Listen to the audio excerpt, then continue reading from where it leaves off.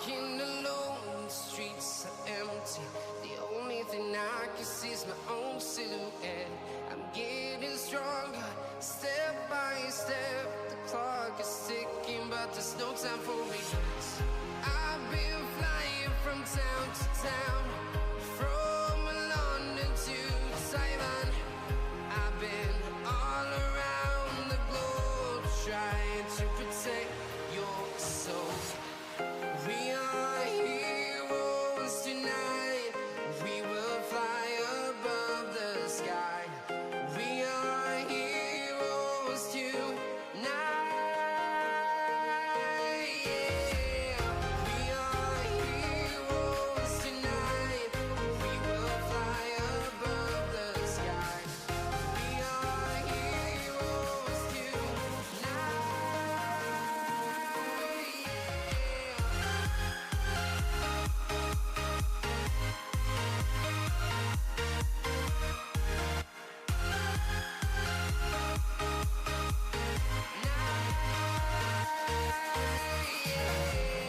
Feel like a dynamite, ready to explode right up in the sky. I need you to listen, I need you to hear, and don't show any fear. I've been flying from town to town, from London to Taiwan. I've been all around the globe, trying to protect your soul. We are heroes tonight. We will fly above the sky. We are heroes tonight. Yeah.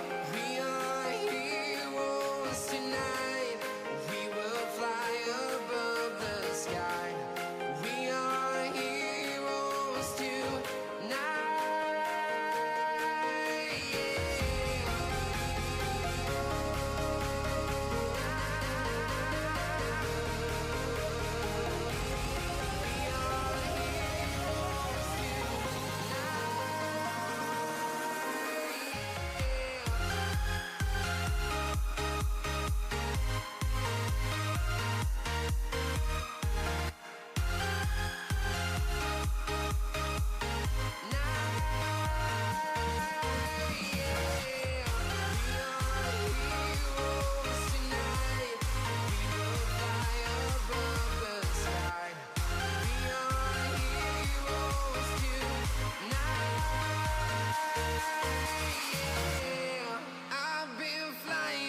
town to town, from London to Taiwan.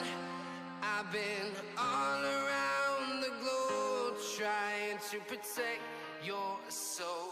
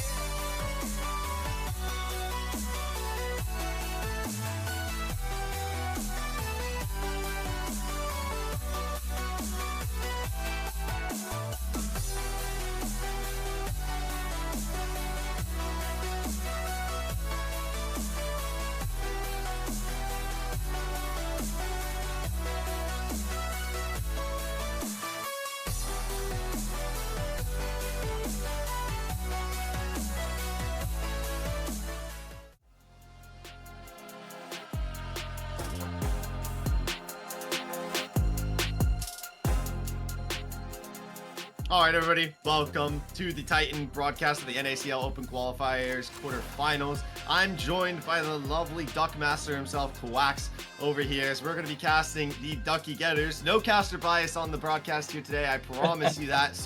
And they will be going up against the Apex MI. What are you looking forward to tonight, Quacks? Some action. For starters, I think both of these teams, they're bloodthirsty. They love to go for the fights. They love to go and show the hands difference. Obviously, we've seen a lot of that from Duckie Getters. You know, you have Bio, you have Rough Beans, even Enthralled, being on Northwood showed a lot of mechanics in the CLOL Championship. Apex Mission Impossible is loaded with tier 3 talent that loves to hands diff people in the laning phase as well. We're talking Zalt, we're talking Baz, formerly known as Baz B, and Decoy as well, who is back from yesterday, was subbed out for that series, but they managed to pull through, and now they're here in the top 8. When I'm looking at the rest of the bracket, I'm definitely thinking this is the match that's looking to be the closest. These are the teams I would say that are closest in skill. When you look across the board, you've got Dragoon's Goons, you've got Lotus, you've got Polestar, and so Apex Mission Impossible being able to win that match yesterday and get into the top 8 going off against Duckie Getters, probably a sigh of relief for them on one side, but Duckie Getters probably a sigh of relief for them as well, because they are thinking we can beat Apex Mission Impossible, and it's the same mentality on the other side. Yeah, and making it in top 8 for a tournament like this one is definitely something you don't want to shy away from. So even if Apex were to go out here today while facing the Duckie Getters, I would still give them a pat on the back. This is definitely an achievement worth mentioning, especially against a lot of these top 2 teams. We got Wangtown, Polestars, Lotus, like you mentioned, Gentle Hearts, all teams that we've heard time and time again in a tournament such as this of itself. But let's keep talking about this Duckie Getters team. They are coming in off of the winners bracket, Group D. They were able to 2-0 Wangtown, and we talked about Enthralled propping up that 8 carry, whipped out the Lucian last time as well as the Vayne, paired up with Hiccup in the bot lane as his support. What are you really expecting to see come out of this bot lane duo tonight? I'm expecting to see a lot of action. I feel like Enthralled has been kind of the centerpiece when it comes to these early game fights. I feel like Hiccup and Enthralled have been really good at setting up Bio in particular to have control of that bot side. So I'm looking for a lot of wars of attrition, wars to try and get wards and get vision so that you can take those dragons, something that the Duckie Getters have been really good at doing. In all of the series they had toward the GSL stage, they really prioritized the dragons down toward bot side. And part of that was because Enthralled and Hiccup were so good at setting up vision, getting prio, and basically making Bio's life very, very easy in those inaugural stages. Alrighty, but we're going to go ahead and move it on over to the challengers of Apex Mission Impossible. We see you guys in the Twitch chat are spamming ducks, but we got to find a way to spam some type of get some momentum going for this team. They're coming in from the losers bracket. They're coming in out of, I believe it was Group C that they were in. And this team looking like, they got some mentions. They got Decoy in the top side. Zalt in the mid lane knows his way around the league. Pocus in the bot side on the support. We've got the brand AP carries is looking like it's coming out against their game against Lotus. I've seen that before. Zalt has the Azir pick. Definitely one that's probably going to be banned out or taken away from him. Do not want to give that one over. What do you think the win con is around for this team tonight, Quack? I mean, I think a big thing has to be particularly around the solo lanes, right? I feel like it's almost the opposite story from the Duckie Getters, where you have Zalt, you have Decoy, very, very talented players when it comes to being able to out mechanics their opponent. Zalt, like you said, you don't want to give him these certain champions. That Azir has been really scary, but the Talia is also worth a mention as well, and is part of the reason I think Zalt has been so impressive this tournament. The Weaver's Wall has been used so many different ways in a lot of their games, and just makes the pressure that he can exert that much more scary. And Decoy on the other side, you can see that twisted bait as well. Being able to have that cross map play is something he's really good at. Not only is he good at the laning phase, being able to really kite back on that ranged pick, but he's also really good at recognizing when to get that ult in, where to teleport, when to get those flanks, and it just basically makes any kind of 3v3s or 2v2s you think you might have toward that bot side turn into full-fledged 4v2s or 5v2s even, depending on if Decoy wants to go down there. So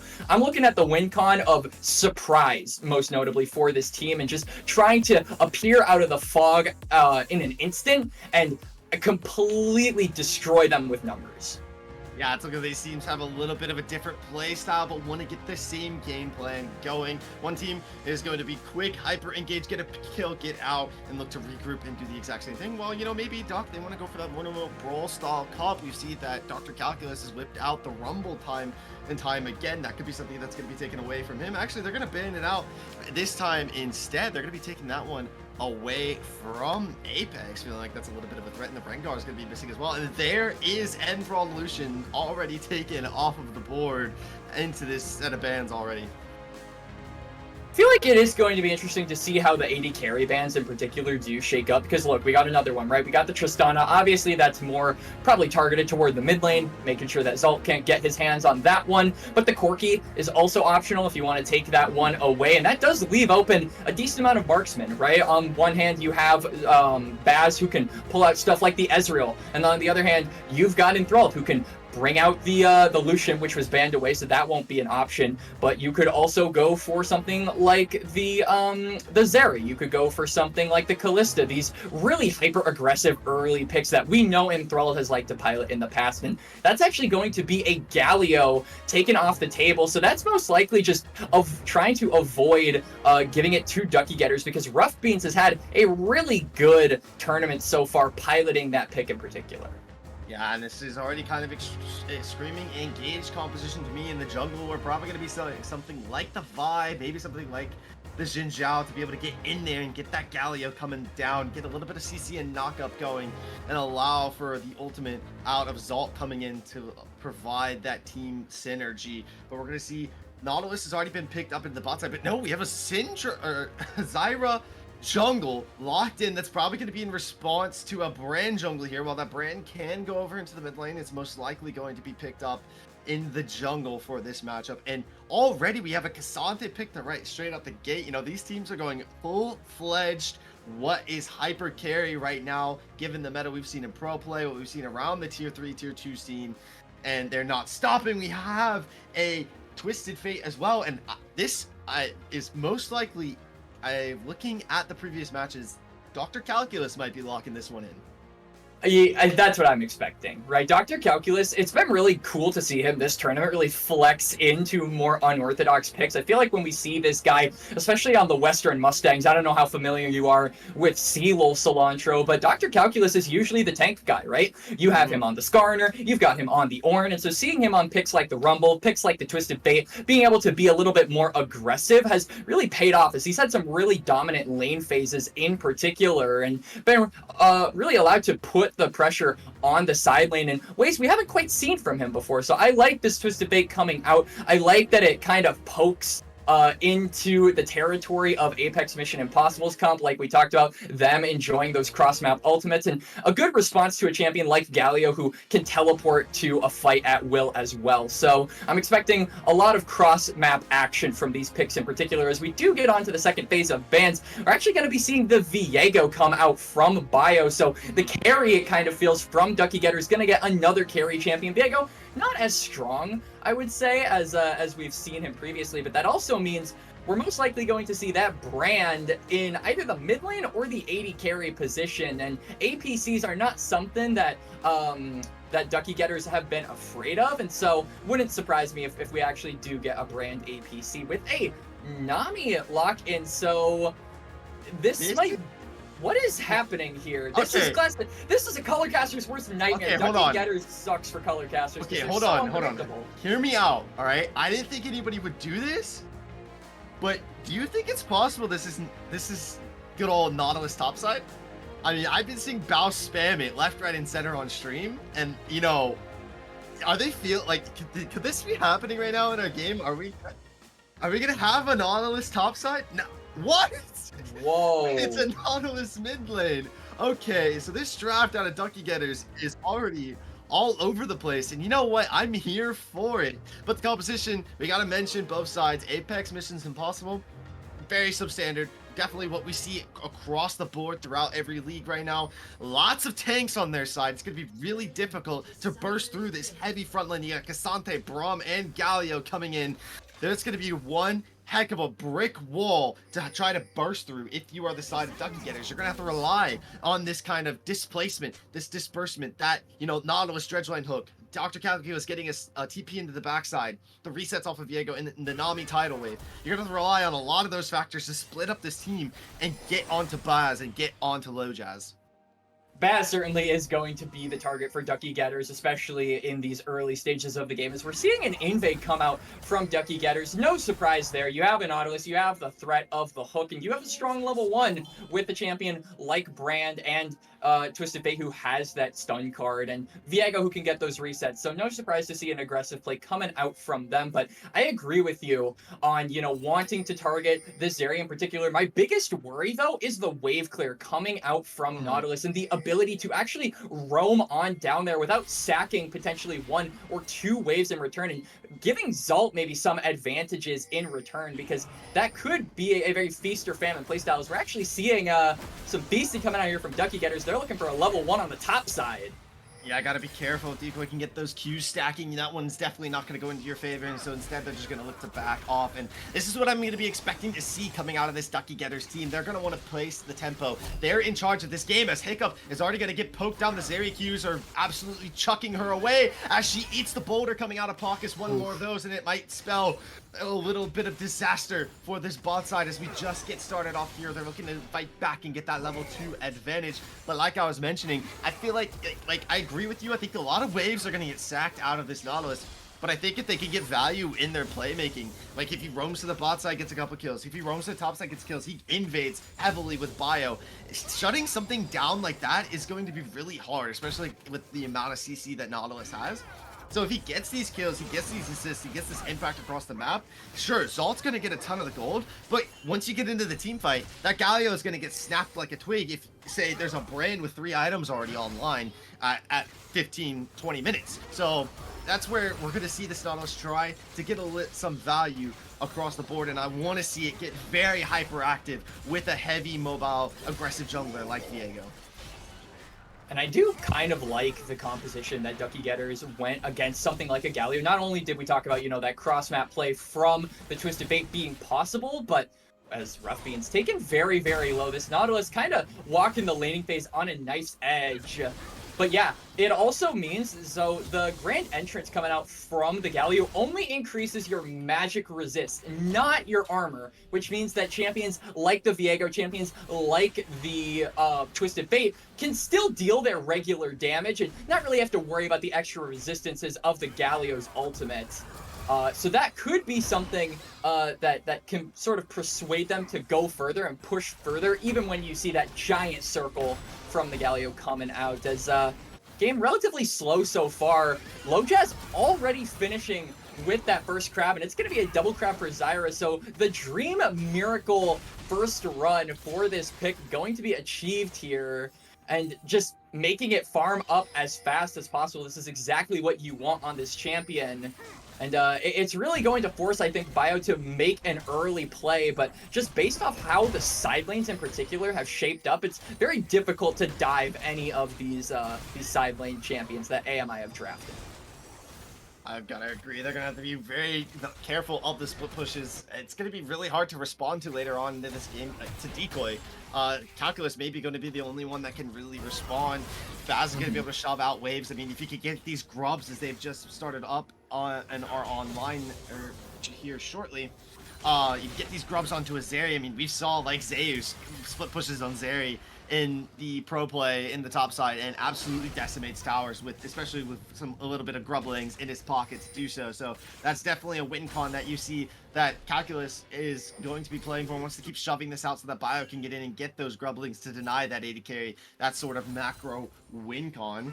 And yeah, we're going to have a little bit of topside prio here. We have range champ, obviously very strong in the meta right now, going up against the mid lane champ, but you know, K'Sante is not really worried whatsoever. No. Meanwhile, first dragon has been spawned up, and both junglers are up into the top side. Bryle is looking like it's about to swing back. Focus is forced to burn the flash, but the Ignite and Brand tick damage give first blood over to the AP carry of Duckie Getters. Burn, baby, burn, and they're maybe looking for more. Did he find it? No, it's a turret shot, not enough mana, unfortunately. Enthrall 1 and 2, but can't find it. Good little trade there coming out from Duckie Getters. What initially started as kind of a worrying position for them on that bot side, with Hiccup taking a lot of unfavorable trades. They're patient with the health bars. They wait for the Nami to heal up, and they go right for a play as soon as Pocus overstays his hand, and he just underestimates the burn damage, like you said, Cilantro. So good first little pick up, and continuing to put your eggs in the brand basket where you want them to be. All right, well, we're already starting to look like the junglers. Nope, Zyra's moving up to the grubs. We see a pin coming down. That's going to be maybe trying to get Decoy to shove out this wave, but it's not looking very much likely. That's a chunky wave out of Calculus right there. It's going to be able to gold card the Cassante and stop this kind of all in. But that pressure is going to buy a little bit more time to allow Zyra to be able to pick up the first 3 Void grubs of the game, as well as a mid lane prio. We see that Pocus is roamed up as well to be able to help that mid lane to shove it out and give the full prio, but that's going to be responded with a bot side tower dive here potentially. They're looking to go into Baz. Flash and Barrier are online, but they have not spotted this one out yet. Oh, maybe they can find the Braum. He's unaware too. No flash onto the support. No vision in the ward, but he's going to be able to get on the backside. They're going to turn on him now. The shield's going to be able to come up. The stun's already ended up landing, and Pocus is able to dash back to this area in the nick of time with the bubble. It lands, and the burn damage is there. And Thrall has picked up 2 so far, and that should open up a wide first dragon for the Duckie Getters. Good target selection there from the Duckie Getters. They initially wanted to look onto Baz, but the moment they realized Pocus was in the area, the flashless Braum, much easier to take down than the flash barrier and E-activated Baz B Zeri. So they turn their attention onto the easier target. They get the kill, and it's a 2-0 Brandon. Like you said, Cilantro, they are going to get the dragon as a result and equalize the objective score 1-1 apiece. Now something I want to mention. Oh, this aerial out of Baz is coming down there. Looking to pick off Emperor, but to get a flash out. That's going to be opening up a free gank angle if they can find it out of Lojas towards that bot side. Maybe try to shut down this brand a little bit and get some waves pushed back out. Get a little bit more gold into the pocket of the 80 carry on the side of Apex. But one thing I want to mention, Wax, we talked about this Galio earlier. We talked about where it's going to make in the team fight. Shut down this brand, maybe. You know, their only AP damage on the side, realistically, of this team out of Duckie is the brand and the Nami. As we see, it's looking like Dr. Calculus is going AD on the Twisted Fate. So what does that tell me? Braum, Cassante, stack armor. Galio goes in, Braum and he steps back. Braum and Cassante take control of the front line. And, you know, that Viego, that Nautilus, the Twisted Fate, worrying about their damage goes right out the window. And it just, you know, continues to emphasize the importance of getting this brand ahead, this sole AP champion on your team, and really the one that could throw at least the build pass for the front line of AMI for a loop. It makes it so much more important that this pick is ahead, and so far they're doing a great job of putting it ahead, right? 2-0. Has the boots complete, hasn't really indexed too much into the damage department yet, but that'll most likely come after this next back from Enthralled. And on the other side, the rest of the members doing decently well. Can he get the gold card? He will, but he goes unstop anyway. Can't land the Q3. The Ghost is going to end up getting clocked out of Dr. Calculus. Can he get one more gold card? Not looking like he wants to go for the full-on solo bolo trade out there. That was looking very scary for Calculus, but he was able to get the Ghost off. He was able to get the kiting. Didn't have to burn Flash. And, you know, this topside battle could go back and forth now. And we're starting to see despite the 2 kills going over to the side of Duckie Getters, the gold still relatively even because of the CS difference that has accumulated mostly in AMI's favor, right? We can see there's a CS difference as, hang on, we got to fight in the top side. Enthralled. Baz is able to pull in the flash for flash for flash. Lojas comes in as well, is able to CC up Enthralled, and they give the kill over to Baz. This is what I was mentioning earlier. They needed to shut down this brain early, and they've shut him down now, and that's going to give Zeri better wave control here. This is going to be cleared up though by Viego and Hiccup. They're going to be able to tag team this wave out, and so it's not going to hurt Brand too much. But the gold on either side we can see now is even between the 2 carries. And while I think Brand at the moment still has the advantage because of that burn damage, you don't want to be making these kind of mistakes and let the Zeri get back into the game. Certainly not. You have to... We keep talking about it, but you have to make sure that this Nautilus can do something around the map, because you can see the CS difference in mid lane is already starting to make quite a difference. the 94 to 83, about 1.5 waves in favor of Zul. Really just makes it difficult to last hit, I feel, on the Nautilus when you aren't really playing a champion that has good wave clear. You're playing for the CC and the space that Not provides, and so far Not hasn't really been able to provide any of that, but he might be able to do that here as the grubs are on the table, and it's looking like Duckie Getters are there first. Yeah, you definitely want to take these 3 away. You know, I'd like to see Apex maybe fight for the 4th, you know, just to get 1, maybe get out. But they're going to play it safe. They're not going to risk anything. They are going to give those 3 over, but maybe they're going to be caught out in the river here as Focus is... And Thrall is roaming up. Now they can still get a Void Grub. All 3 have not been taken. The Dredgewine's going to be able to come down onto the Braum. Do they have the burst damage, though? No, Focus is able to flash forward and get out. But here comes Dr. Calculus with the TP in and the gold card. Is able to clean up the Braum kill, and it'll be a reset for the Viego. Is going to be able to flash forward on the low Jazz, looking to clean this one up with the bubble. Comes out of Hiccup. The support is coming into the backline. She is putting in the work right now. Another route onto Zult will end up falling, and that's 3 clean kills there, I believe, for the side of Duckie Getters. They'll take the last Void Grub as a little bit of a tasty treat and reward as well in this matchup. And Enthralled, you know, he's just going to clear out and push up this mid wave, put a little bit more gold into the player's pocket. Yeah, beautiful team fight there coming out from Duckie Getters. Great recognition from Rough Beats to go in for the hook. He realizes that Enthralled is on the other side of the river, realizes that there is a potential to sandwich the members of Apex Mission Impossible, and that's exactly what they do. They get the kills, they get the grubs, like you said, Cilantro. Really the only payback that Apex Mission Impossible get at the end of the day are going to be those plays in the bot lane. Bazby able to farm up some waves, able to get some turret gold in response, but it is definitely Duckie Getters winning out on that trade at the end of the day. You know, we talked about this man right here on our screen in the draft screen going to end up being a win con for this team.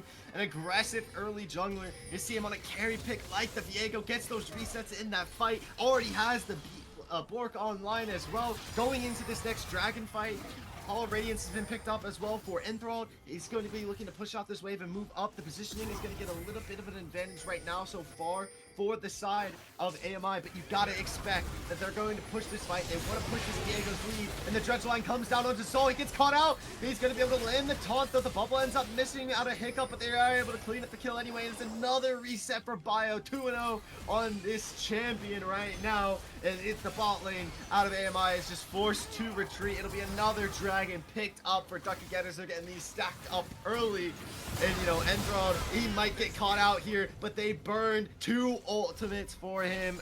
I think Zeri didn't proc ultimate. Did they burn? Oh no, she did. Okay, just it was a little bit late going on the cooldown. I could have sworn I saw it.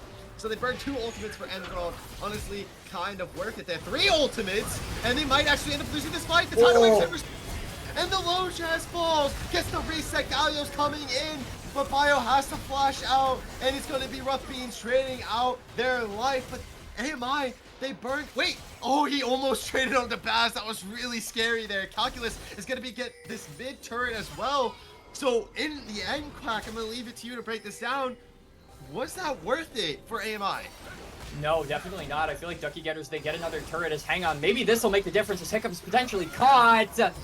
Nowhere to run. Hiccup overstaying her hand, but for the most part, another dragon going over to Duckie Getters. These are 2 comps that want to scale into the late game, right? So getting that win con up and available as early as possible definitely will make the difference as the minutes tick by. Even though you do have to deal with a 3-0 Zeri, just the threat of having that soul point on this next dragon creates so much pressure, and it also particularly creates pressure for Dr. Calculus to play with this side lane of menace on the Twisted Fates, potentially looking for some damage onto Decoy, joined up by Bio, but they're not going to be able to find Decoy as a result. But yeah. Here comes Enthralled on the Zalt. The bubble's going to end up missing, but it gives Rough Beans a little bit more. Doesn't have flash. End up landing. But Focus is there for the Dredgeline. It goes past the Braum shield. Do they have the burn tick damage? They do. It's an Arcade Comet that cleans up the kill on the Zalt. Enthralled picks up his 3rd of the game as they're looking to move up to take this Rift Herald. And just a quick little shout out here. You saw the little icon pop up on the screenshot out to our producers here. ProComms feels as though Duckie Getters have the advantage here within this matchup according to draft score. So if you are a team that's out there scrimming, you know, maybe you need some sort of virtual coach, maybe you need a little bit of help with your drafting, reach out to ProComms. It's free to install, free to purchase, free for everything. There's no reason. It takes 2 clicks. You install it immediately, and it will tremendously help out your scrimming and your win cons. Anyway, back to you, Quack. Game continuing relatively slow pace, no objective, going to spawn for about another minute and 2.5 minutes, but a kill might be on the board here for AMI as they're potentially looking for rough beans, but he's just going to be able to do the funny moves on Nautilus, but I don't think he's going to be able to dance too much longer. I think he's going down here. Yeah, unfortunately, another kill is going to be given over to Baz. Great play there out of AMI, catching out the Nautilus into the bot side lane and giving the kill over to the AD carry. Already got the static shiv online. It's going to be looking to clean up this wave. We'll be close to the second item as the gold card's coming in on Dr. Calculus. They're looking to clean up Salt once again. This mid laner is getting bullied this game around. They're like, hey, the casters think it, production thinks that this guy is a win con for this team. We're going to go and try and shut him down as much as possible. 0-4 on the Galio so far. I mean, you know, he doesn't need to be this, like, hyper carry champion. You know, he's Galio. He comes in, he turns the fight around. But man, oh man, are they shutting down the mid lane win con. And Ari pushing into this tier 2 is going to open up the rest of the objectives. It's going to be really difficult to take this next dragon against a very stacked right now Duckie Getters team. And especially with the pressure that Duckie Getters can create, right? They have the mid lane tower down themselves, so it creates more space for them to work with to push up that vision line just a little bit more. But they also have the Herald, right? They can spawn this the moment a dragon comes up and force AMI to react to that or risk it charging, or maybe Bio is just interested in going in. That's exactly what he's going to do. But it will be responded as the Galio triple knock up there, and he gets a shutdown onto Bio. It's going to be Rough Beans caught out all by his load. Somebody oh my god! Off the back of Enthral. The all out's going to be committed, and the AP carry will end up falling as Calculus is able to kite out Decoy. Will they be able to stop them from moving towards this dragon, though? It's just Rough Beans and Calculus and Hiccup left standing. Zalt is looking to apply the pressure, push out this mid wave. The dragon has yet to spawn. Baz is looking to clean up this Nautilus, has the damage to be able to do so, but will he be able to find the kill? It's a turret shot, it's 2 turret shots, but is unable to clean that one up, and Bio and Enthral are going to be back on the map. So positioning has not been gained, as Zalt's going to have to recall here. Does not matter too much because he has TP into the backside pocket. And now it's going to be up to Duckies to regain position, but a little bit of life sparked back into this AMI team off the team fight. We finally got to see the synergy of what they drafted. They do get the win, right? They get the pick onto Bio, but they commit a lot to do that as well. And with the dragon spawning in about 10 seconds here, Apex Mission Impossible don't really have any key ultimates, right? They don't have the heroic entrance. They don't have the all-out, so it's going to result in them most likely having to give this dragon away. Heartbreaker still available for Bio, so those resets very easy to get to for this Viego. Just all of the key summoner spells, all of the key ultimates available for the Duckie Getters, and Apex Mission Impossible just don't have the right conditions to fight for it. So as a result, it is going to be a solo point, and the pressure really starting to mount here for AMI. They're continuing to get picks, they're continuing to catch some Duckie Getters members out of position, but they continue to falter when it comes to objectives, and they will get outscaled if they cannot find anything soon. Yeah, and we see that this Duckie Getters team, they're putting their eyes towards this bot side. Dr. Calculus is walking up. That gold card's going to be definitely win con for taking this turret. They decide they want to dive Decoy.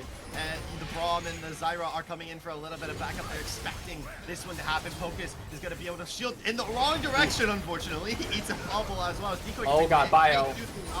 Forces the tidal wave out. It's a great bubble out of Hiccup to be able to help the team retreat. Absolutely insane. She is landing these left, right, and center. Hiccup saving the carries of Duckie Getters. Well played by her, but Bio overstaying his welcome just a little bit, committed the Heartbreaker, committed the Flash, so now this Viego is going to have to take a back seat, and I think AMI, they might want to try and pressure that, they might want to try and push, but Duckie Getters, they do not care, they're looking for the fight. That's going to come out, Dreadline is able to hit the shield up the Braum. No Zyra ulti this time around as Zol is going to get rooted up as it's Baz. They're turning their sights onto Heroic entrance. that heroic entrance. Hiccup lands a nice double bubble as here comes Decoy. Lands looking to land the knockup. The all-out's going to be able to come out on a rough beans, and Enthrall has already shut down the AD carry. And the Zyra was able to respond with one more onto rough beans. Going forward, Bio trying to get the reset off the ultimate, but is unable to find it as he's trying to pick off low Jazz. Pocus is going to be able to flash forward and land the boulder toss, and Zalt is able to clean it up with the tornado onto the enemy jungler. And these fights are looking very, very scrappy from the side of Duckie right now. And AMI, you know, they're getting the picks they want, and slowly but surely, they're going to find their way back into this game. And the Rift Herald spawning in the base of Duckie Getters. The timer running out, so that extra little knock of pressure not going to be available here for them. AMI most likely just going to pick that one up before it can do any meaningful damage to those structures. Duckie Getters, a little bit of an interesting time to fight, in my opinion. You didn't have the key tools for your Viego, for your main source of damage and your main carry to get to that backline. And it kind of showed. This Viego was really desperate to get those resets. Managed to get one, but was kind of just left on the wrong side of the team fight afterward. So a bit of an interesting call there from the Duckie Getters, but nonetheless, the trade was 2 for 2, so no meaningful damage being caused by that team fight at the end of the day. Yeah, the Baron is spawned up. That's going to be the next objective. Both these teams wanting to fight for it. The gold lead hasn't really swung drastically in either side of these two teams. And so an objective like this is what they want, what they need to fight for. They've got 2 items online for most of the carries on the side of Duckie. But the Zeri is looking to keep farming up, close to potentially building that 3rd item, Power Spike. And once you go up against that on a Zeri, it's going to be pretty difficult to have to fight into. This front line out of AMI is already starting to get extremely tanky. We got a Zeke's picked up for Cassante. Gonna be looking to pop that one down onto Baz, keep him up for as long as physically possible in these team fights, as well as the Jock Show. We see the armor stacking has already been started out of this Braum. Look at it, you know, goes the Merc Treads just so you can't get slown up, just so you can take a little bit less damage against this Enthrall, because he's gonna be the front line. He's gonna eat that ultimate damage first, so he wants to be able to live for just a tad bit longer. But the positioning has already been picked up, moved towards this Baron. Is this Duckie Getters team, do they feel like they want to go for some sort of flip as they're going to take the top side turret? Dr. Calco is able to find that one out. They control this entire top side of the map right now. Rough Beans has the TP online, so if something is started, he can get in there as quickly as possible. Dr. Calculus has the ultimate as well, but it looks like both teams are just going to, you know, take a little bit of a step back and just go back into farming. But you know, you gotta like maybe force something soon, Duckie, because you don't want this area to get 3rd item by the time you make your next fight. It certainly is a scary thought, right? Baz potentially getting that 3 items for this next objective, which could be a Dragon or a Baron, right? The Dragon is coming up in about 30 seconds. This would be Soul coming out here for the Duckie Getters, and it would only be the Cloud Soul, which is not the biggest threat in the world, but definitely a big advantage for Duckie Getters if they manage to acquire that. And luckily AMI, they push down the mid lane, which gives them a lot of room and a lot of vision toward that bot side river. You can see how many wards they have established around that side, and I feel like Duckie Getters, they're gonna have to kind of walk through fire in order to make themselves known, in order to fight for this dragon. And it would only be the first dragon for AMI, so I'm not sure it's worth it. I feel like they could threaten Baron if they really wanted to. They have the Nautilus, but instead they're just gonna go and they don't care. Yeah, they're feeling like forcing this one. Enthrall's gonna land a nice stun out. I agree with you, Quack. I don't think they need to go for the Dragon. I think they can pressure the Baron, but they're gonna be looking to go into Zalt, forces the flash out. The Ghost is already procced at Dr. Calculus, but the Dragon has already been started. It's down to about 8k HP, 7k. It's gonna be Decoys on the flank. Decoy looking to split up this team, and Calculus with a perfect response gonna be able to find that one. Dredge line straight into the shield of the Braum is gonna respond with an ultimate of his own, but is already getting burned, ticked away. The heroic entrance is gonna be able to knock up nothing in response. Rough Beans, I don't know what that Dredge line just did, but it was really awkward. The Dragon is already down to 4k, make it 3k. It's gonna be down to a smite battle, but this one might be given over to the side of Duckie Getters, as that's their cue to go for the engage. Zalt is the first target on the hit list, is trying to get away, but Bio gets that reset. Another Dredge line is gonna be able to come down onto Baz, and he's the next one on the hit list to fall. Low Jazz is gonna get rooted up by the auto attack of Rough Beans. And what were fights back and forth, left, right, and center, that one was all Duckie Getters. It was a beautiful display of patience coming out from the front line in particular. Rough Beans and Enthralled, they were threatening to kill Pocus. They were getting damage down on the Brom. They bait out the heroic entrance from Zalt, and they know they have permission to go, and there is nothing that AMI have in the tank to be able to peel off the pick potential from this comp. They circle them like sharks, and yeah, let's get a little bit of a replay here. They zone out they zone out Decoy to the point where this Cassante can't really do anything. You can see how much damage they put onto Pocus, and Zalt ulting to try and protect the Braum, but that is your key ultimate completely burned away, and you can see even AMI know it as a result. They know they can't fight, so they back away, they give over territory, and it's just a free dragon coming out from Bio. They go for the re-engage, and AMI, they fall apart like Legos. They fall down, and Duckie Getters rise up. They get the soul, they get the kills, they get the Baron, and they're looking to close out game number 1 here, Cilantro, with all the advantages they just received. I gotta tell you, dude, that fight was clean so much out of Duckie. They baited the heroic entrance perfectly out of AMI, something that was winning the team fights. You know, that heroic entrance comboed with Zyra's Vines, you know, that was something that was winning AMI team fights.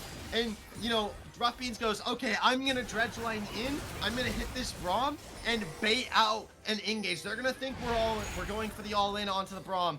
And no, they back off immediately after hitting the Pocus shield, and that cues the heroic entrance down, and that's the crucial cooldown gone, and what has allowed that team fight. Okay, that ultimate's gone, we're going all in, we're gonna win this team fight. And now we see just a little bit of split here. Calculus into the mid lane. He's going to be looking to take that mid tier 2, the last tier 2 standing aside from the top side. Don't really know if they necessarily need that one. They might go for it later on, but right now their sights aren't really set for it. Sante is going to have to use the Unstoppable just to be able to get out. Bio's looking to apply a little bit more pressure. They do not have the waves, but they only have Baron up for another 2 minutes. So they've got to get some some impact here, and they got to get it now. You see Calculus, no one responding to him. He's going to walk up and take an inhibitor. They feel like this bot side pressure is a little bit more threatening than losing out on an inhib. Calculus is just going to be able to take this one for free from the mid lane. So at least they get some value out of the Baron already. He's just going to continue to walk forward. Nobody's responding to him. Is he going to take a Nexus turret? Like, this has got to be illegal. Like, there's no way this is physically possible. Like, he nearly walks up and just takes a Nexus turret with nobody responding to him. Now it's going to be Decoy responding. Stretch line down onto Zalt. This turret with a cannon wave. That was a forced flash out of Lojaz who gets caught out there. Braum Shield has already been committed in this fight. The turret will end up going down. It's a great stretch line, and that is Pocus fallen. There's a reset for the Diego already. You know, this Duckie Getters team, they're looking very confident. They want to end the game right here and right now with this Baron buff. They've got Soul, they got Baron. What else do they need? They've got the carries, and all they have to do is take out these towers. A flash forward out of Decoy is going to land a nice grand knockoff, but it's the heroic entrance only onto Rough Beans. That's the tank. They do not care, Duckie Getters, if you go full all out onto that one, as Calculus is going to be able to find the 80 carry. That's a huge source of damage that the Dredge line is going to be able to come down onto Decoy, and all of the members of AMI have fallen. The first Nexus in this best of 3 series goes in favor of Duckie Getters. They have one more standing in their way of moving on to the semis.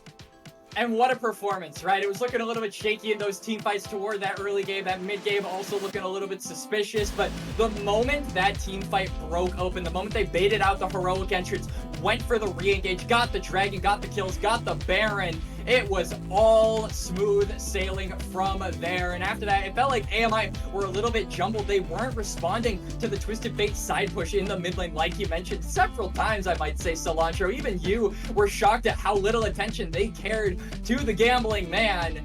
And yeah, at the end of the day, it is going to be Duckie Getters. They get the clean win off of some unorthodox drafting. And Cilantro, before we throw it to a break, I do gotta say, you know, my name is Quacks, like a duck, and I got a duck right here. I know we're not supposed to have biases on the broadcast, but god damn it, I just can't help it. Duckie Getters, I love you guys. It was a clean game from them. The duck can go right back on the chair. But yeah, beautiful game 1 from Duckie Getters, and I can't wait to see more from this best of 3 series, because what a game 1 it was. I'm excited. It really was. It was all Duckie Getters, and then AMI started coming back, and then, you know, just some minor mistakes happened, and then Duckie Getters, you know, they were like, hey, they messed up. We're going to run away with the game. And you know, I'd like to see the adjustments come out of AMI. This series definitely could go the distance. We could have a full 3-game series on our hands here tonight, but I'm pretty sure that the Ducky Getters have other plans. But we will see when we come back for draft number 2. Do not go anywhere. This game is hype as hell, and I am excited for game number 2, as you should be.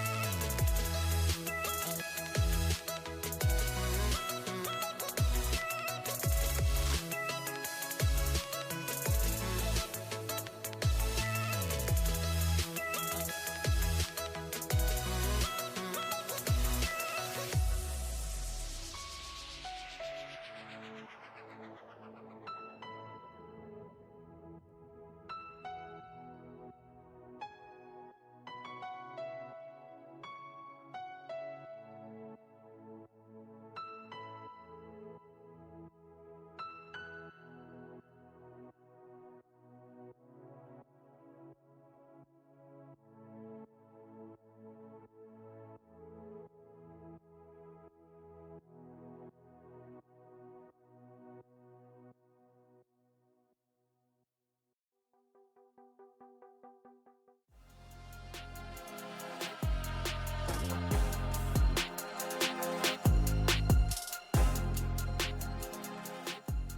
right, everybody, welcome back. What a banger of a game number one we already had. And these players, they're quick. They're ready to get back into game number two. Both teams already in the lobby, already ready for draft. And wow, after that game number one, I've already got some opinions of what needs to be on and off the table. But let's just hear what your thoughts are, Quacks. I mean, everything's off the table, right? We're in full fearless draft. True.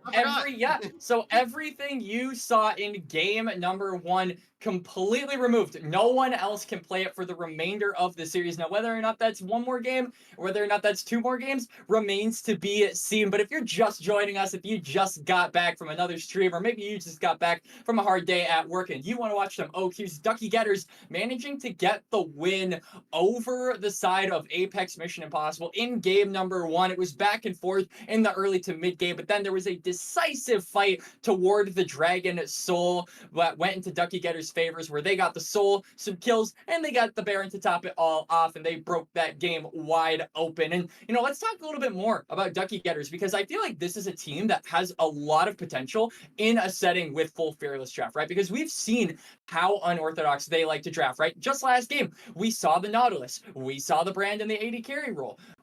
We've seen crazier stuff, right? We've seen the Ivern mid as well. So this squad that literally has every single champion, it seems, unlocked and ready to go in whatever position they want to put it in, it makes it so impossible to draft against them, because you never know what they're going to pull out. You never know where something is going to go. And if you don't know where something is going to go, if you don't know how to prepare for a certain pick, then it really makes it difficult to adapt to it quickly. And I think that's going to have to be Apex Mission Impossible's tall task going into game number two. They're going to have to get a read onto what Duckie Getters potentially want to go for, whether or not they're going to go for something, you know, more unorthodox, or if they're going to go for something more on the orthodox side, which they have also proven that they can do. In particular, they had a really good series against Castleberry, where they played a lot of known picks and basically a lot of just regular stuff. So yeah, I mean, AMI, they just were not prepared for some of the crazy stuff that Duckie Getters had in game number one, and they're going to have to be prepared in game number two if they want any hope of taking us to a game number three.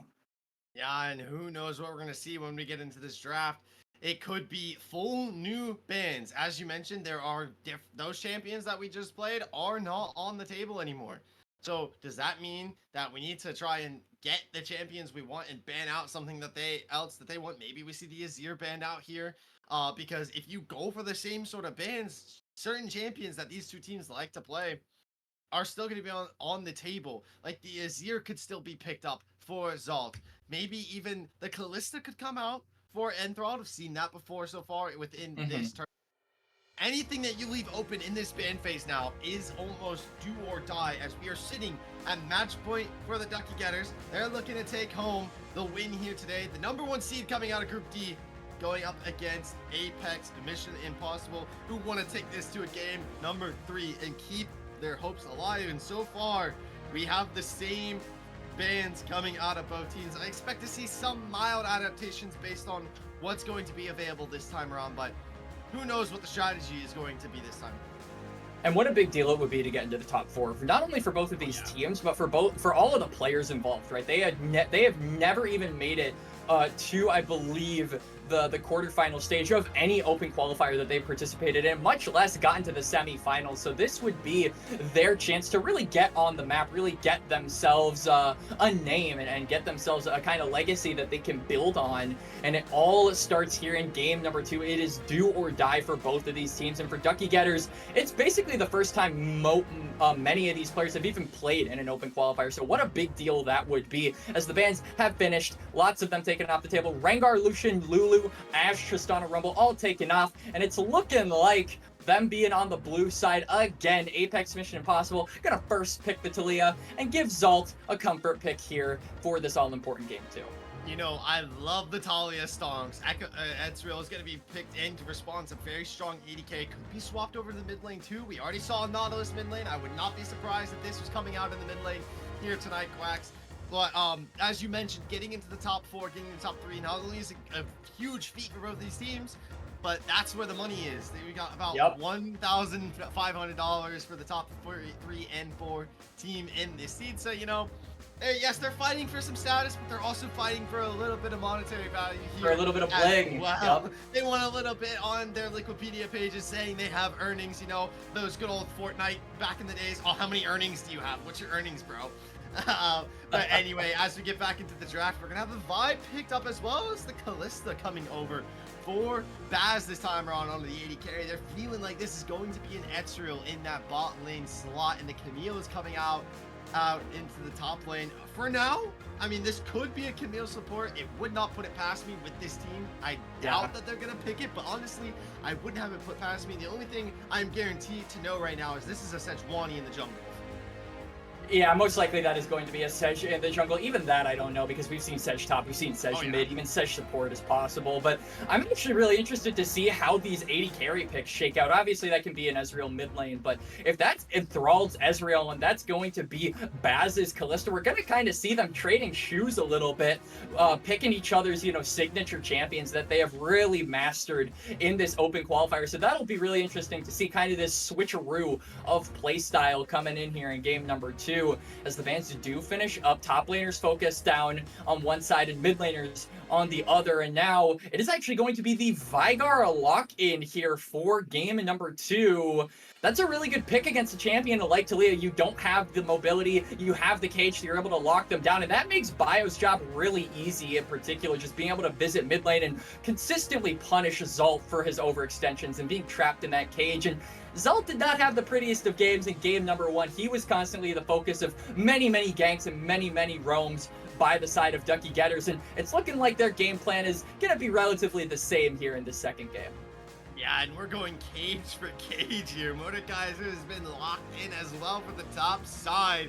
And, you know, that's going to be, I mean, that's got to be Seraphine into the bot lane now as the final support round up. Lots of damage here for the side of the Duckie getters. This is a composition, the amount of CC that they have just drafted.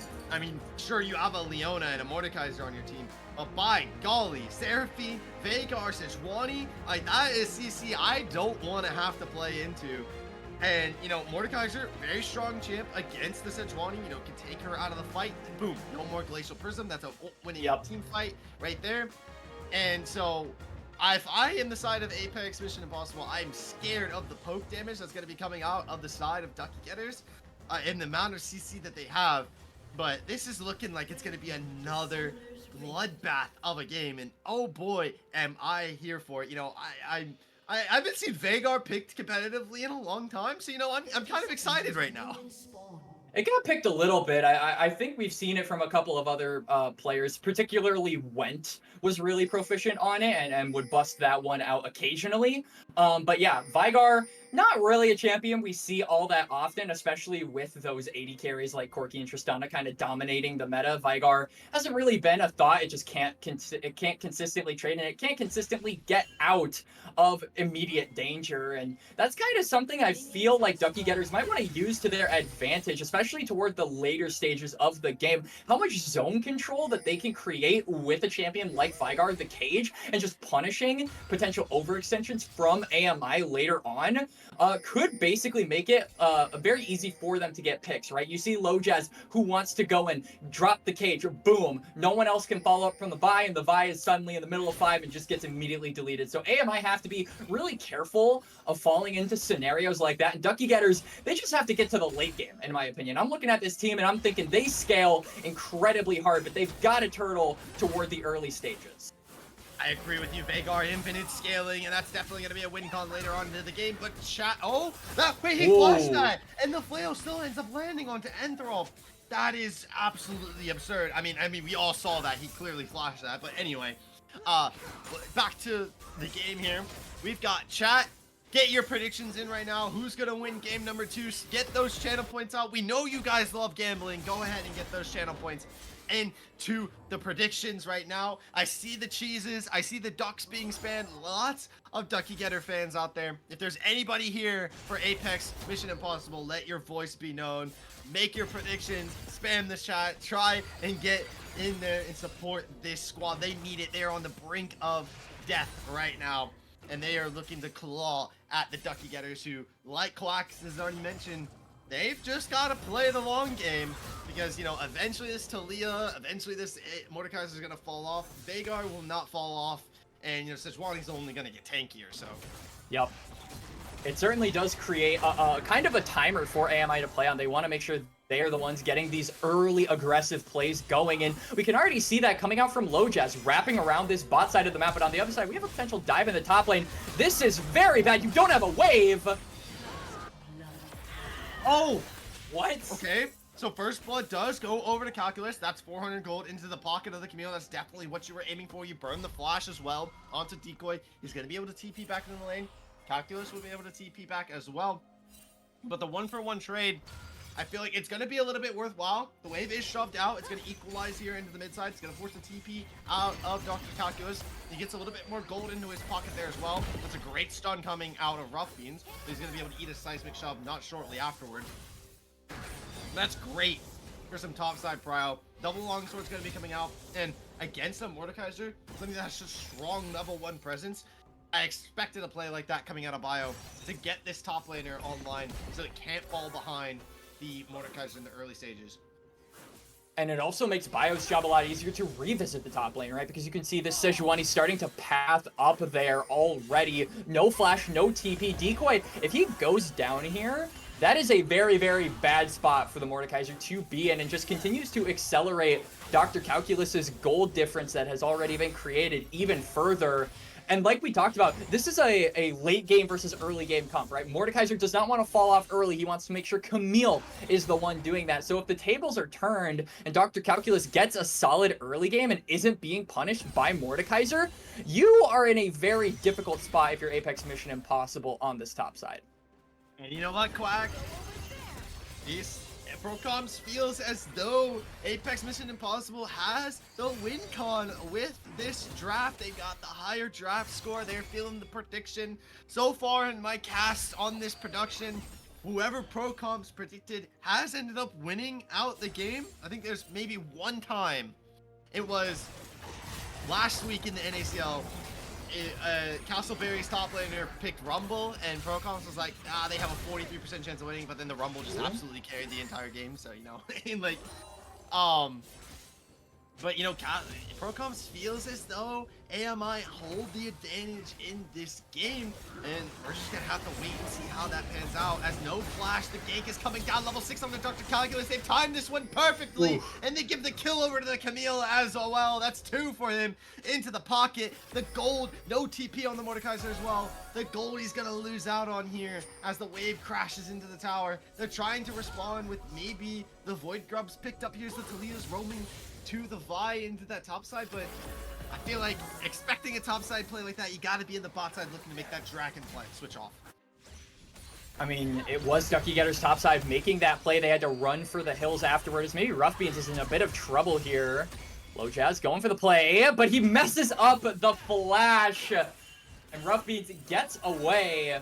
So all the punishing plays that AMI have tried to go for haven't really panned out thus far. Meanwhile, Ducky Getters on the other side constantly laying down the pressure onto Decoy, opening up this top side in their favor, and that's exactly where you want all of the pressure to be. You don't really need to get this Ezreal and Seraphine ahead. They are playing for the sustain. They are playing the long game, like you said earlier, Cilantro. And so making sure that your top side of the map is secure has to be priority number 1, and Ducky Getters, they are doing a darn good job of securing that. I have to agree. The Void Grubs are going to be what they're prioing for in this game. The Ducky Getters, you know, getting those onto a Camille, and Ezreal, who already has tower chonk damage. Oh, you get 6 Void Grubs onto that man, and it's going to be devastating later on in to the game. The tower taking damage. Nobody, only the Mordekaiser is going to realistically be able to respond to the split pushing threat that this Camille is going to be able to provide. And if he responds to that, that takes away the win con of taking that Sejuani, taking that Ezreal out of the team fight. He's not there to be able to do that with the 1v1 domain expansion. So, you know, Calculus playing the mind games here, playing the long game as well. And we see him on the Camille That's an insane amount of stats. Oh against my god. Snake Fights. And you let this man draft that after, I mean, you probably are aware of that stat line happening in the past. Like, I mean, I guess you can't ban anything, but holy, am I afraid of this guy's top lane, or Camille, right now. Certainly, and it's not a wonder why. With a KDA like that, you are right to be afraid. And he is already looking to maybe beat that record, 2-0 before the 10-minute mark. Camille shaping up to be a real threat here in a game number 2. And hey, I mean, for a guy named Dr. Calculus, they do calculus probably all the time in Piltover, where Camille is from. So it's almost like the boot fits perfectly. As Lojaz has spotted out Bio on the grubs, but it is just going to be 3 grubs going the way of Duckie Getters. And that's going to make these punishing dives, these punishing topside plays, that much more difficult for AMI to endure. Because now, if you die as Decoy, if you die as Lojaz, if you get chunked out even, you're potentially giving over a plate, maybe even 2, to a Camille who is already known for destroying those structures very, very quickly. Oh, right here. Definitely, I agree with you there, Quack. They want to not give these over to Camille. Meanwhile, we see lots of posturing for this bot side. Maybe they're looking for some sort of tower dive on the SO. No, they're going to be turning their sights towards this mid lane now. They're just going to be providing some invade cryo pressure. We see that the camp score, the pickups for the side of the Vi is already up about 20 CS. He's going to have to give over this blue buff. Potentially, it does get smited out of Lojaz, so he is able to take that one away. But, you know, honestly, you're not too worried. Sejuani, you're doing your job. You're getting value across the map. 2 assists already to your name. You're level 6. The Glacial Prism is going to be online, so the ganking threat is already going to be super impactful into this game. As we see him wrapping around, maybe they want to look to just clear out some vision here. We still got about 2 minutes for the next dragon comes online. They definitely want to stop that early dragon scaling that this AMI team is looking to build up. I wouldn't want to give them an Infernal Dragon. One dragon be it may. As Bio is looking to go in onto Paucus. The Glacial Prism has not been procced just yet, as Baz is going to return with her ultimate of his own. Looking to get the knock from the Hiccup, but she's going to be able to dodge that one out. Another risk going to be able to come out, and she burns out this flash. TP's coming out in response to Zalt. Mid lane. It's going to be a great big arcane to the Glacial Prism. They found the mid laner cut by himself in the river, and they shut him down. And this is looking great for the Duckie Getters. Almost an exact replica of how they started game number 1. Yup, they find Zalt, they find the Talia all by her lonesome, and they punish for it. Good TP there by Dr. Calculus, realizing that Zalt and Lojaz were likely there as a TP and response is coming. Cease and desist on the Hiccup, and the Charm's going to end up going extremely wide as Enthrod is left to his own accord against Zalt and Natalia, and is forced to burn the flash away. So they get 1 out in response, but it's only on to the support. So I guess that's a kill into the pocket of Baz, though. So you definitely are going to take that as a response if you are AMI. 1 minute until this next dragon, so we're going to be expecting a recall coming out here, coming out this waves. Oh, is he gonna cancel it? He does! He stops the base timer of Baz, and going into this dragon fight, that's gonna be critical because now Enthrod has a chance to keep this person in the lane. He's got the Sheen power spike right now as well, so he's feeling confident as they push into this next objective. But it is bit difficult, I feel, for Duckie Getters. They don't have the Encore, they don't have the True Shot barrage, but most importantly, they don't have the TP from Dr. Calculus. Meanwhile, you look on the other side, Decoy has his ultimate, Decoy has his TP, so the Mordekaiser can get to that side of the map, can get to that fight instantly if the situation calls for it. And Duckie Getters, I feel they just don't have the proper resources in order to fight for this, so it might result in them giving up this next dragon, which would put them on the back foot and kind of on the opposite end of where we saw them in game number 1, where they were heavily in control of the dragons. Now they're just going to be looking for the heralds most likely as a response, as those are spawning up soon. And I'm surprised AMI aren't actually just going for the dragon on spawn to maybe react to the herald take that they know Duckie Getters want to go for. And so I think it is just going to be a handshake at the end of the day. So AMI, to me, not fast enough on the trigger to really make a play that they need to make and respond to a play they know they need to respond to, as yeah, those grubs are just being taken on spawn. Yep, that's going to be 6 scrubs over, and that's in the pocket of a Camille. That's in the pocket of an Ezreal. You pick up 2 dragons for it. And I feel like the game is still just about even. 6-point grub stacks for 2 dragons. Now you, oh, and it's a mountain soul? No way you get 4 of those into the pocket of a Sejuani, right? Like that sounds illegal to me. Like, oh my god, does that sound illegal? It's an ocean dragon, sure, we'll give that over. It's an infernal dragon, no what? Hang on, a dive in the bot lane. Oh, here we have Yeah, you can see them looping around. Go forward, that's a great solar beam come down. It's a great encore in response from Hiccup, but it's 4 members there. So they're not able to be able to hold out onto their lonesome, but there's no real response that the Ducky Getters have that they can find to fight back into this. They can't get into the top side. Are they going to try and commit something to this? No. They see Calculus is moving into the bot side. I'm assuming he's just going to be trying to catch the wave, and they're going to send Enthralled into the top side. Yep. To push out the top side wave. Just keep up the gold and wave stacking prio that they can find. Here we have Low Jazz on the Vi previously versus Contingent Esports.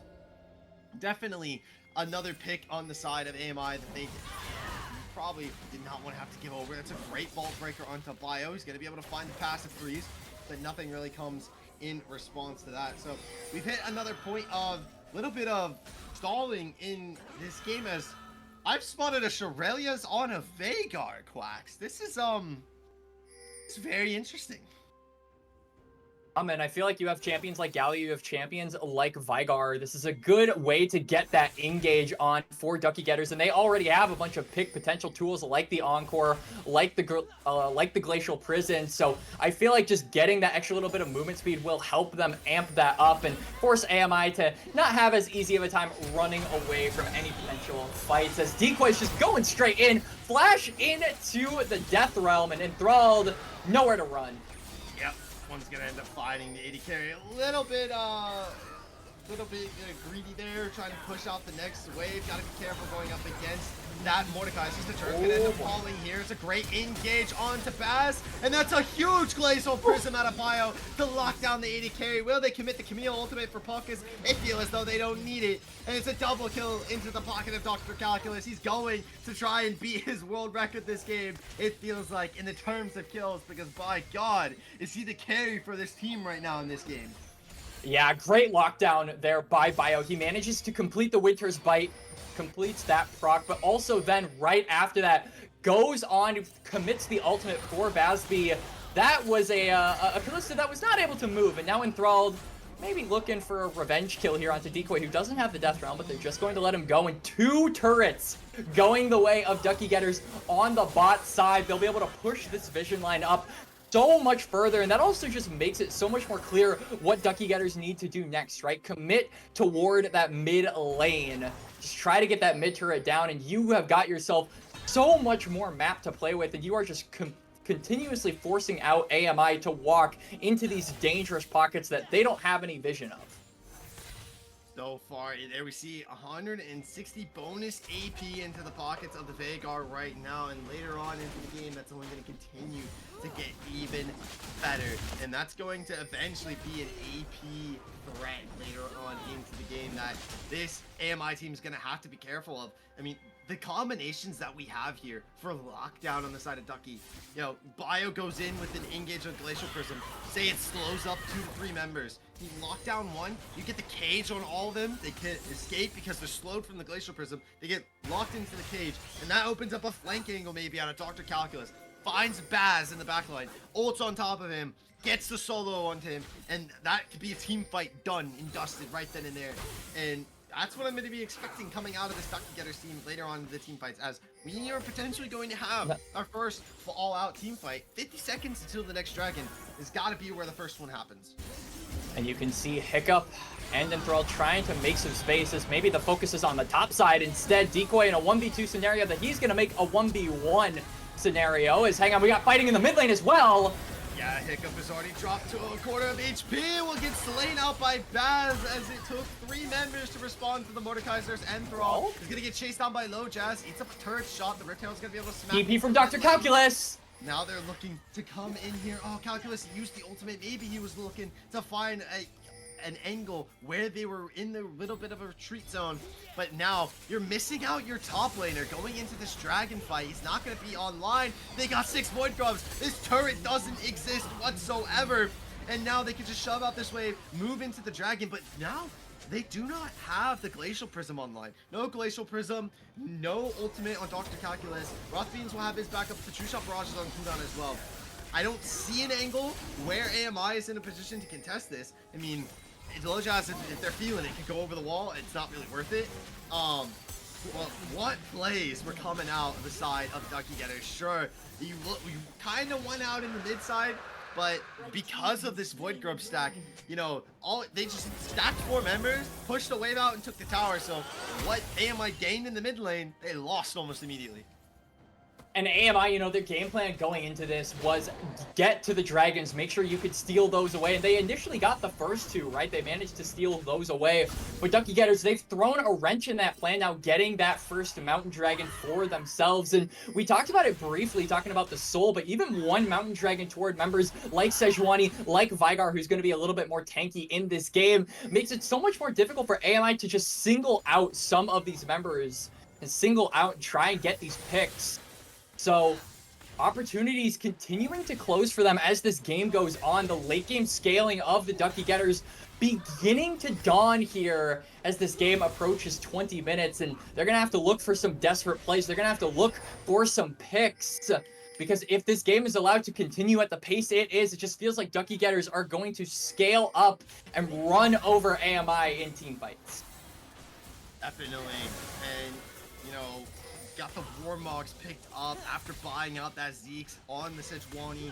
That's going to make them even more tankier. The Manamara has been finished as well into the pocket of Ezreal. Is going to be starting to get those items online. The Kalista has a little bit of an advantage. She's finished out before. They're going to have tiny little bit of damage advantage. Decoy is going to be able to poke out a little bit on the bio, but you see he's already full HP again. That's the power of Warmogs. Boy, oh boy, Riot.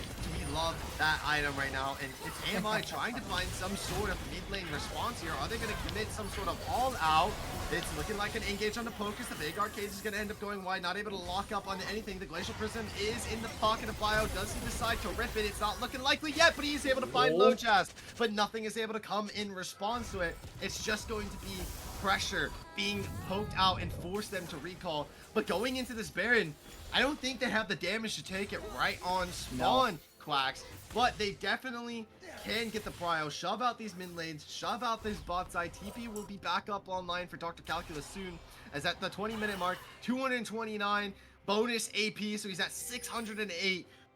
I'm expecting him to eventually build a couple AP items. That's gonna jump up to 1,000 real soon, especially if he gets the Void Staff. If Decoy has to respond with some sort of MR, maybe Focus builds MR onto the Leona, and you know that's going to be extremely scary later into the game. I mean, a Vega ult's gonna be doing 700 damage to you alone. I like what he's going for, actually. After that initial Shirelias, he instead goes straight for the Rabadons. So, you know, still getting that extra little AP on 608 with just one item is absolutely insane, as maybe a pick is found, but Lojaz is forced to flash. Never mind, it is going to be the Reaper's Wall coming down! It's a cease and desist, but he responds with an ultimate on the Zolf, but is unable to pick him off, but Vagar finds the kill off. It's Decoy caught inside of a Vagar change, but he's in the death realm, so it does not matter. He found Enthroned and is able to land the Q over the wall, and he pulls back the members that are trying to retreat. And this fight, off the back of Decoy, Rothfiends is able to find the execute, nearly gets himself out with 2 in that fight. But that was purely off the back of default. Lojaz gets the engage with the cease and desist, but Decoy finds Enthroned in the death realm, takes the 80 carry out of the fight, and then pulls all of the retreating members back so that they cannot escape. That man 100% MVP the fight. And a good response there from AMI, right? They managed to win out the fight. They try to look for the Baron, but the health bars are just too low. The members of Duckie Getters now respawning, now teleporting into the pit instead. So they are right back where they began, and this is part of the advantage of having those 3 teleports. You're able to get onto the map so much quicker and threaten these cross-map plays so much faster, as they might just be starting up the Baron. We talked about it, they take it a little bit slow, but they do not care. They know the ultimates from AMI are down, and they're looking to capitalize off of it. True Shot Barrage is committed. Bio maybe can be looking for some sort of Glacial Prism, but this is just going to be an interesting trade-off. I don't entirely think it was worth so far. I mean, they just took Baron damage for free. Maybe they were trying to bait something. Somebody makes some sort of misplay forward. Somebody gets a little bit too antsy, but now they're capitalizing, it looks like, into the mid lane. Vault Breaker's going to be charged up, but nothing is going to be committed just yet. We found multiple angles and engages onto Enthralled. Somebody's got to protect this man going into this next team fight. But so far, the Glacial Prism, it's going to Decoy. Top laner of Decoy. He's able to get into the Death Realm, though, and that's 2 stunned up. Decoy is already putting in the work on the Mordekaiser. There's a reason this champion is played so much in pro play right now, because it is absolutely disgusting and can 1v9 the game. This man is putting AMI on his back. He does not care that Dr. Calculus went up 4-0 early on into the game, because he's playing Mordekaiser. He can 1v1 anybody, and that's going to open up a Baron angle. They don't need to go for the dragon just yet. They don't care. They can take it for free if they want to. I believe members are kind of split towards it. It's looking like Duckie want to move into the dragon. Bio has already started this one up, so it will be at least an even trade out in objectives. But the gold, Quacks, is slowly but surely bleeding out into the hands of AMI. They're running away with the money in the bank. AMI coming up big for another team fight. And yeah, I like that you highlighted Decoy there. There were some questions and some shoes potentially for Decoy to fill, but we actually have a replay here going in. I really am not confident about Bio's target selection here. They were really banking on being able to burst down this Mordekaiser in time. They get a bunch of stuns off, they get a bunch of CC off, but then a massive pull into a Death Realm, just pulling all the members of Duckie Getters in, and then immediately he gets the kill, he gets the buff. This Mordekaiser has the passive active, the ultimate's coming off of cooldown. Zalt manages to get a good Weavers while catching up to Rough Beans, and they run him down, just as they ran down his teammates just a couple of seconds prior. And Duckie Getters, little over anxious to go for that fight, and they get punished for it at the end of the day. And what could be a potential game-ending fight is now AMI, like you said, have a solid gold lead. 2 dragons in the bank over Duckie Getters, a Baron as well. The desperation potentially starting to set in here. Big Arcade is going to be able to zone out, stop a little bit of this bleeding under the tower, but against the Callista, it does not matter. The damage is there with the Baron buff. They don't care about your Voidlings if they can get the Baron for free. I'm smelling a game number 3 right now, Quacks, and between these two teams, this is one of the most anticipated matches coming in to the quarterfinals here. What better way than for it to go to a game number 3? We have 774 total AP right now onto the Veigar, close to that 1000 AP, just about 230 away. Will that be enough? Will that be a power spike for this Veigar? We know it can be, but say he gets ulted into the Death Realm and they recognize that that's a win con. They take the Veigar out of the fight instantly. And Decoy proving himself time and time again so far in the team fights and beating out these win cons. The Death Realm ultimates have been fantastic on who he's been taking in and taking out of this fight and flipping it on a dime as soon as he gets out of the fight. So he could take Rough Beans, he could take Enthralled out, and by golly, that win con that Duckie is playing the whole entire late game forward is out of the fight in half of a second. And this team, AMI, have already proven time and time again, when it comes down to the 4v4, they are confident in winning it out. Absolutely, and Decoy, the centerpiece for that, like you mentioned. And I think it just comes down to the fact that Duckie Getters don't really have a response to this Mordekaiser. The tanky frontliners of AMI, they're so difficult to deal with. As of right now, Bio is potentially in trouble, gets Vault Breakered. Yep, cease and desist comes down as well. It's going to be a great encore. Rough Beans is able to find that off the back of an execute ultimate. So it's a little bit of life breathed back into the side of Duckie Getters as they're able to live out that top side all in. But is it going to amount to much? They're kind of in a turtle shell play style right now. They're in the defensive mode. They've got to get some more items into their pocket, get some more gold going. This Mordekaiser is tanky as hell right now. So get Ezreal to the 3rd item. Get the Veigar, the 3rd items online as well. And the split pushing out of Dr. Calculus is all he realistically can do at the moment and continue to itemize up. This top laner is going to have to find these split pushing angles, get onto Baz, get onto Zalt, get a quick assassination kill before Decoy can get online with his passive in the team fight if they have any chance of finding their way back into this game, Ducky Getters. For sure, and you were talking about items, and I think that the number one person that needs more items is Enthralled, right? Hasn't been having the best of games so far, as Pink's coming out toward the top side. They're maybe looking to punish Dr. Calculus for overextending. Bio will spot them out, but I feel like it might be too late. Pocus has the flash, has the ult, and yeah, that's all she wrote for the Camille. Weaver as well. She's maybe looking to trade one out, but they give another kill over to Baz. And, you know, a minute until the next Dragon's online. They want to pick up a free soul. Mordekaiser and Leona with Mountain Soul. You know, Vi is going to be in there punching left, right, and center. You know, the left, right, good night with Sundered Sky and a Mountain Soul on top of her. She's going to be very hard to take out. I mean, Quacks, I realistically at the moment do not see an angle for Duckies to find a way back into this game right now. They just don't have the damage to deal with the front line, right? Decoy is practically invincible. They have no armor pen items. They can't get through the Mordekaiser. And if you can't even get through the Mordekaiser, how are you hoping to get to the backline? How are you hoping to get to the meat of the team in Zult, in Bazby? So I agree with you. I feel like Decoy is just too tanky. He's too difficult to kill. And unless Ducky Getters can find a pick onto some of those backliners, or even just any member of Apex Mission Impossible, this is going to be a free dragon, and that dragon going to significantly bump up the chances that we go to game number 3. And I'm as excited as you are, Cilantro. I wouldn't have it any other way. This is the closest match in the quarterfinals by far, at least on paper. And we're seeing it here in this series. These teams playing these games at a knife's edge every single time. We see Decoy leading the charge here into the fight. Great poke damage out of Zalt, landing the rocks. Maybe Bio looking for an angle to go over the wall. The great Vagar cage onto Decoy. The Encore comes down as well to the other first damage skill. Decoy, no!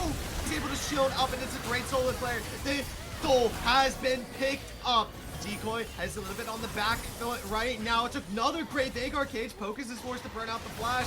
Bio has already used that Glacial Charm. He used the ult. Enthralled! Enthralled. He goes over the wall, though. The 80 carry is going to live for a little bit longer. As Baz is able to save his 80 carry for now. A great re-engage on the Bio. It's going to be a cease and desist onto the 80 carry once again. Zalt is able to flash away for Dr. Calculus. He's able to find the kill anyway, but he's in a do-or-die situation at the moment. He's getting Mordekaiser.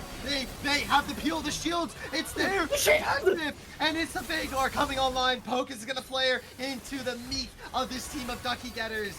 They got the Soul AMI, but they lost 3 members in the team fight. Not able to trade out onto anyone. And is this an angle that Ducky can come back from? They might find this Baron, and that could breathe life into the side of Ducky for the time being. Absolutely. When the night was darkest, Ducky Getters, they managed to shine a light. They find the fight. They get so much damage onto Decoy. They chunk out the frontliner for AMI. And there's the 1000 AP. You were hyping up, Cilantro. It belongs to Rough Beans. And Ducky Getters with the Baron. Sure, they lost the soul, but the spark of hope has been ignited. And Ducky, they are going to try and rekindle it yet again with this Baron buff. They are putting Dr. Calculus on the side lane, and they just got to turtle, find these picks, and make AMI come to them. I gotta give it to Rough Beans in that fight. The Vagar cages were phenomenal in that team fight. Found the executes as well. And you were mentioning Quacks before we went into that. Do they have the burst damage to kill off the Mordekaiser? That just showed me that they're about to. They're not there just yet. Mordekaiser can still get that W off and live for a little bit. But the Vagar cage into the Encore, they said, I don't care. We're going to throw everything at the Mordekaiser. Because without the Mordekaiser, your team falls apart. Your team is not going to win out in the 5v4 with Mordekaiser off the field. They committed Vagar ult. They committed Encore. He got caught out in the cage. And then another cage came down in the Dragon Pit that locked up multiple members, that allowed the Glacial Prison to come out and CC everybody. And that's where this Ducky team is going to start to come alive. This Vagar is feeling it. He's got the Void Gem as well. Going to be building into that little bit of Magic Pen. That might be the savior to help burst down this Mordekaiser just a little bit faster. And 3 items have started to be picked up across the board, and they're all still not quite there yet. The last Whisper is online though, so most likely going to be building into that LDR. But now, I'm starting to feel it. If you are a Duckie Getters fan in the chat right now, it might have started to look a little dreadful for you, but you picked up a Baron buff. They got Rough Beans. Might be able to pick up a fight win. Rough Beans goes into the death realm. The Encore is going to end up going wide out of Hiccup, but the Weaver's Wall is prohibiting them from being able to retreat. Bio is tanking up as much as they possibly can within this fight. The season distance is going to be able to come down, but the stun comes out on the low chest, and Rough Beans, they win. How is Bio still alive, Quacks? I cannot believe it. And they're going to continue to push out this wave.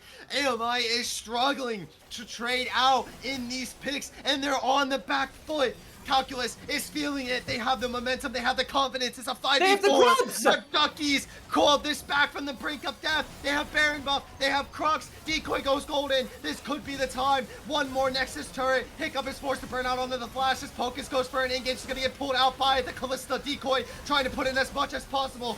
And that's a great true shot barrage out of Enthralled. It's just Decoy and Salt left standing as Calculus is going to shut them down. And by God, Quacks, the Duckie Getters with the comeback of the century have win this game. My God, the Duckie Getters from the brink of defeat, they claw back the victory. And what a game 2 that was. Are you not entertained here in the open qualifiers? Because I sure as hell am. Wow, that was a game 2 of all times. Duckie Getters, they're going to advance to the semifinals in 2-0 fashion. And what a 2-0 it was for everyone involved.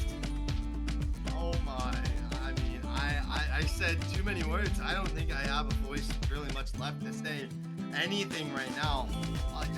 What just happened?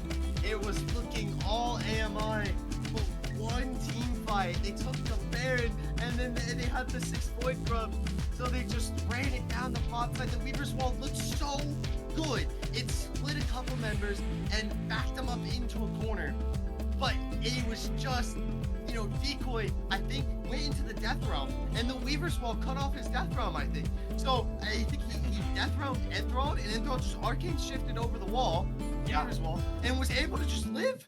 And the Decoy couldn't find him. He couldn't get the pick onto the 80 carry. Rough Beans lands another massive cage. They kill off Low Jazz, who goes in with a cease and desist, trying to find the execute onto that Veigar. But by all means, you know, big shout out to Bio in there.